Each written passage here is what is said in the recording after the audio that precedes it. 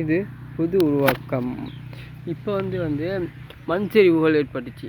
அந்த மண் சரிவில் என்னென்ன நடந்ததுன்னு எல்லாருக்குமே தெரியும்.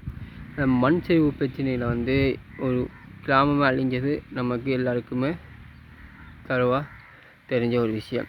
இப்போ அந்த இதை பார்க்குற நேற்றுக்கு இந்த யானைகள் அழிக்கலாம், இந்த பறவைகள் அழிக்கலாம், விலங்குகள் அழிக்கலாம், எல்லாமே ஒன்றுக்கு சேர்ந்து மனிதர்கள் அழிக்கலாம், எல்லாமே ஒன்றுக்கு சேர்ந்து இன்னொருத்தர் அடித்து சாப்பிட்டு விட்டு ஒவ்வொருத்தர் உயிரை அவங்க காப்பாற்றியாங்க கூடிய ஏற்பாடுகளும் கூட நடந்துச்சு. யானை ஒரு குரங்கை காப்பாற்றினது, குரங்கு ஒரு மீனை காப்பாற்றினது, அப்படியே தரவாக போய் நின்றுச்சு. இப்போ பார்க்குற நேற்றுக்கு ஒரு பூனைக்குட்டியை நாய் காப்பாற்றி கொண்டு வந்துச்சு. இப்போ யானையும் கூட பொறுமையாக இருந்து என்னையும் காப்பாற்றுங்கன்னு சொல்கிற மாதிரி ஒரு சாந்தமாக இருந்துச்சு. அந்த மாதிரி பிரச்சனைகளும் கூட நாங்கள் இந்த மண் சரிவு வெள்ள பிரச்சனைகளை பார்த்தோம். மீண்டும் இந்த 29ஆம் தேதி இன்று இன்னொரு பெரிய வெள்ளம் வாரத்துக்கான அறிகுறிகள் காணப்படுகிறது என்று தகவல் வெளியாகி நீக்குது. இது எந்த அளவுக்குன்னு சொல்லி இன்னும் டீட்டெயிலாக தெரியல. இந்த 29ஆம் தேதி வாரத்துக்கான வாய்ப்பு, வெளிநாட்டில் வாரத்துக்கான ஒரு வாய்ப்புன்னு சொல்லிடுறாங்க. இப்போ அதே தகவல் பார்க்குறதுக்கு எதுக்குமே வெள்ளத்தை விட இது வேகமாக வாரத்துக்கூடிய வாய்ப்புகள் இருக்கிறது என்று தகவல் வெளியாகிக்குது. அந்த வெள்ளம் வரனால இலங்கையே ஃபுல்லாக புரட்டி போடுறதுக்குரிய வாய்ப்பு இருக்குது என்று சொல்கிறாங்க. இப்போ இந்த அறிகுறி என்னென்னு பார்க்குறதுக்கு இந்தியா இந்த பாகிஸ்தான், இந்த சீனா விட்டு விலகி வரதுக்குரிய ஒரு அறிகுறியாகவும் கூட காணப்படலாம். ஏன்னா பாகிஸ்தான் இதுகளை விட்டு இந்த ஆசியா கண்டத்தை விட்டு இந்தியா மெல்ல பிரியுது, ஆப்பிரிக்கா ரெண்டாக பிரியுது அப்படின்னு சொல்லி ஒரு தகவல்களை நாங்கள் பார்க்கிறோம்.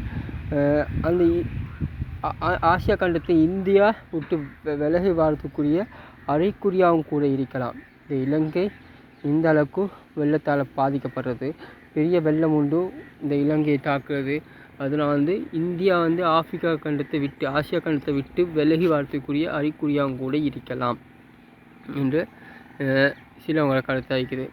இப்போ இந்த இலங்கையில் பார்க்குற நேரத்துக்கு சில இடங்களை மூதுரைக்கலாம், சில இடங்களை இந்த கடல் ஓரத்தை, இந்த குளங்களை, ஆறுகளை மறைச்சி இந்த வீடுகளை உயர்த்தி மண்களை உயர்த்தி வீடுகள் கட்டி கடைகளை கட்டி வச்சுருக்காங்க. அந்த மாதிரி இனங்கள் நிறைய இடத்துல நடந்துக்குது.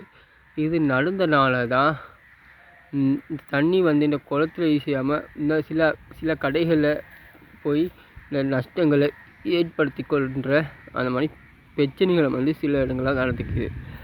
இப்போ சும்மா கட்டிட இந்த கடைகள், இப்போ உதாரணமாக அக்கோனியில் பார்க்கும்போது ஆரங்கட்டை டவுனை பார்க்கும்போது சில இந்த ஆற்றுக்கு மேலே தான் இந்த கடைகள், வீடுகள் கட்டப்பட்டிருக்குது.